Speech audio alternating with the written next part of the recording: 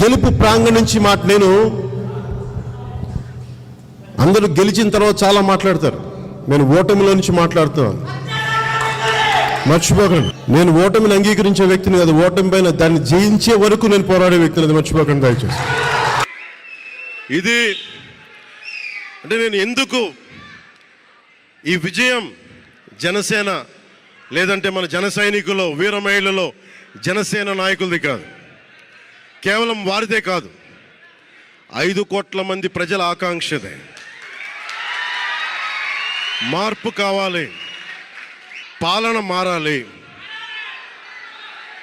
ఇవన్నీ చాలా మంది కోట్లాది మంది ప్రజల ఆకాంక్ష. ఈరోజు ప్రజలు ఇచ్చిన తీర్పు ఇది. మనందరికీ చాలా జాగ్రత్తగా ఉండాల్సిన సమయం ఇది. కక్ష సాధింపుల సమయం కాదు ఇది. ఆంధ్రప్రదేశ్ భవిష్యత్తుకి పునాది, బలమైన పునాది వేసే సమయం ఇది. అన్నం